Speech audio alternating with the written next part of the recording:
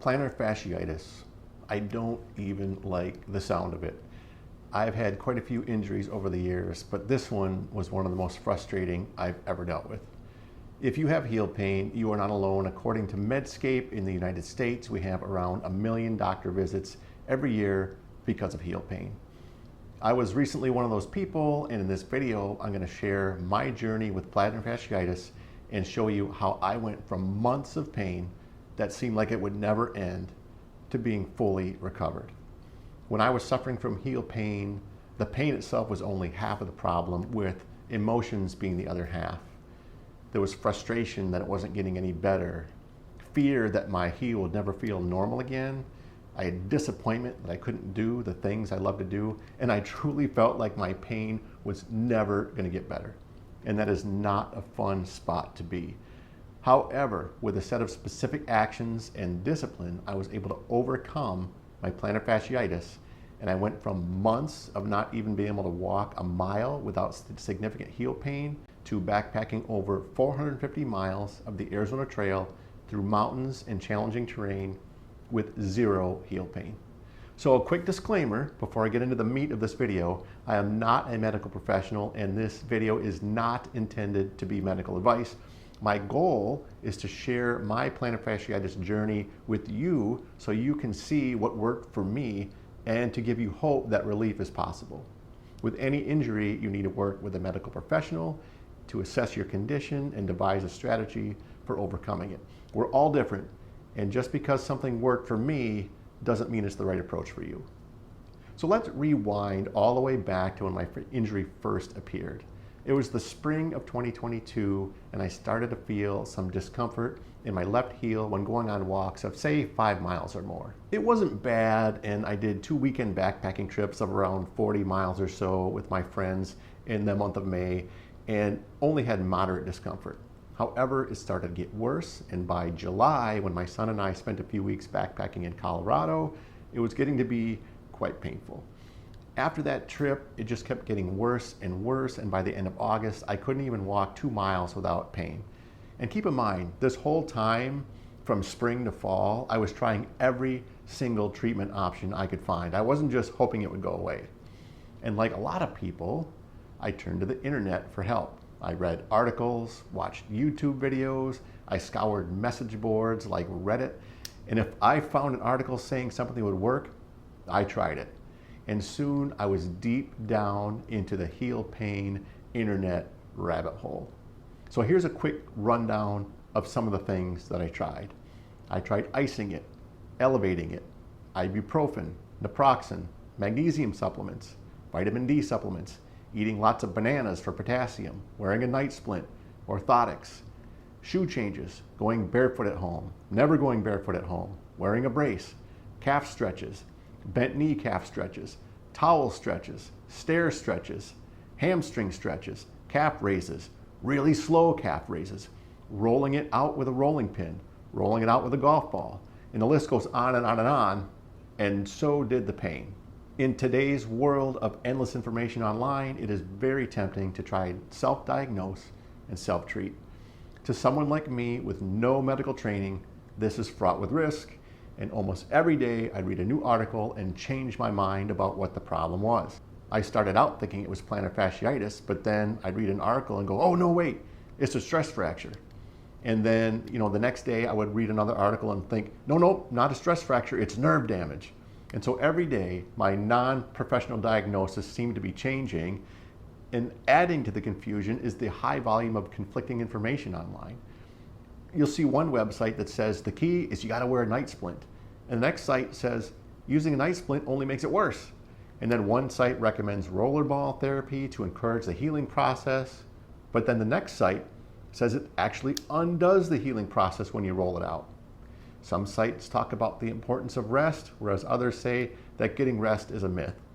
And there are so many gimmicky products marketed as miracle cures, and I feel like there's a whole industry set up around selling products to people with heel pain. After becoming thoroughly confused and realizing that my home remedies weren't helping it to heal, I made the smart choice to see a doctor. I started with my primary care physician and was referred to a podiatrist. The podiatrist did an exam, listened to me explain my story as a runner and long distance backpacker, and it turned out that he was also a backpacker, which made me feel like he would truly understand what I was going through. So based on my symptoms, he thought it could be a couple of things, but he wanted to run some tests to see what was really going on.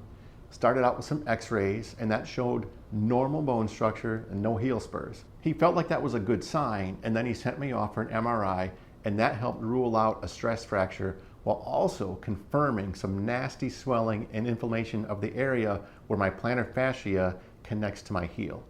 And that allowed him to definitively state that plantar fasciitis was at least a part of the problem and allow for a focused treatment plan. So if you're a fan of the channel, you know that I'm on a 10,000 step streak of over 6 years without ever missing a day. So I shared with him that I really wanted to keep this going. So let's talk about what we did. The first thing he had me do was take the maximum dose of Aleve for 2 weeks. And I'm not a huge fan of this type of pain reliever, so I did stick to it for about a week, so better than nothing. He also recommended that I take no long walks and do no running for at least 30 days to allow it to rest. However, he wanted me to continue low impact exercise and stretching during this time. So instead of walking or running, I got my 10,000 steps on an elliptical machine. In addition, he referred me to a physical therapist for help with stretching and strengthening exercises. He also said no bare feet and said I should wear Crocs or running shoes around the house during this 30-day rest period. And this was a tough 30 days for me. Although I got my 10,000 steps in every day, it took a lot of time on the elliptical machine or some other similar low impact exercise machine. I really enjoy taking long walks with my wife and my dog, but it was just simply not allowed. So during this time, I started to notice that the pain was subsiding just a bit each day. So rather than feeling a lot of pain at the end of the day in my heel, it was down to just minor discomfort. Another change was where previously I would press on the hot spot on the bottom of my heel and I could feel pretty intense pain. Well, now I could barely feel any pain when I would press on that spot. So during this 30-day resting period, it felt like I was starting to get better and have some healing take place. One of the most critical points I want to make is how important it was for me to figure out the origin or root cause of the problem. For many people, plantar fasciitis is an overuse injury that shows up when activity is increased. So, for example, maybe you're doing a 10K run for the first time, or you're starting a new job where you're on your feet all day. In my case, my activity level was already fairly high and I hadn't increased it at all when the injury started. The only change I could think of was switching from Saucony Peregrine trail runners to ultra lone peak trail runners. When I shared this with my podiatrist, he was fairly certain that this was the cause of the injury. He explained to me how my foot shape and the way I walk is really not ideal for a zero drop shoe like the ultra lone peak, and that in his opinion, the change in footwear is likely what triggered the injury. So he recommended going back to a 3mm drop shoe and preferably something with a bit of cushion in it. Based on this, I stopped wearing the ultra lone peak trail runners and moved to the Topo TerraVenture 3. The Topo has a 3mm drop similar to the Saucony Peregrine shoes I've used in the past, but with a bit more cushion and a wider toe box. Next up was the physical therapist, and she explained the importance of improving muscle strength and flexibility during the healing process. The logic behind this is that if you simply lay on the couch for a month, it's probably going to get better, but then your feet won't be strong enough or flexible enough to handle the stress when you become active again, and the injury is probably going to just come right back. So here are the exercises I did during the 30-day healing time frame. Number 1, towel calf raises. This is where you go 3 seconds up, hold for 5 seconds, and then 3 seconds down, 5 to 10 reps every other day. I did stair calf raises, as many as I could do, 2 sets every other day, and I also mixed in some seated calf raises with some weights at the gym. Long duration calf stretches were the third thing I did. Those are 2-minute long stretches, 2 to 3 times every day. I did regular and bent knee. The fourth thing was towel squeezes. Now this is where you're grabbing a towel and squeezing it with your toes. I did these every other day, 2 to 3 times per day. After 30 days of no extended walking, a shoe change, and the exercises, the pain was nearly gone. The next step was to slowly introduce walking and running again. I started with just a couple-minute walk, and then each day added a few more minutes. And after 1 week of this, I was feeling pretty good, and I was able to work myself up to walking a full mile with no pain. My physical therapist recommended slowly increasing mileage and said, don't do any more than a 10% increase in mileage per week. So I stuck to this as best as I could. After a while, I was ready for my first 2-mile walk, still felt great. Now my confidence is building, and over the next few months, I continued those exercises and slowly increased my weekly mileage. I started running again and then began extended hikes with a full backpack in preparation for the Arizona Trail in the spring of 2023. Over the course of several months, I worked up to training hikes of up to 14 miles with a full pack, still pain-free. And when the time came for my backpacking trip, my body was ready and I successfully hiked 450 miles of the Arizona Trail completely healed pain-free.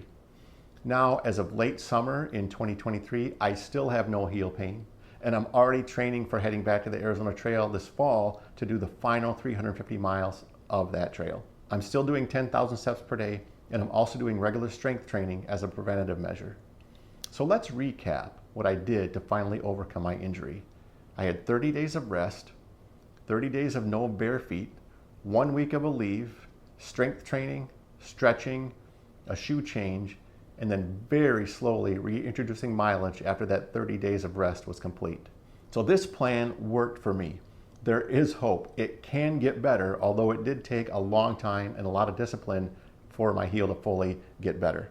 The key for me was understanding root cause, which in my case I believe was my shoes, along with the need for more strength and flexibility. By switching to a more suitable shoe while continuing to do the proper stretches and exercises, I can reduce the likelihood of this injury coming back. So that's my journey, and I hope my story can help give you confidence that it's possible to overcome this painful and frustrating condition. When I was going through it, I didn't feel very optimistic, but with proper diagnosis and treatment, I was able to get there. As I said before, what worked for me may not work for you, and the only advice I will share is to see a medical professional to help you on your path to healing. I may have been able to save a few months of pain for myself had I seen a doctor sooner. In any case, I wish you success in your own healing process from plantar fasciitis. Like I said, with proper diagnosis and treatment from a professional, there is hope. As always, if you found any value in this video, please hit that like button and consider subscribing to my channel. Thanks, and we'll see you out on the trail.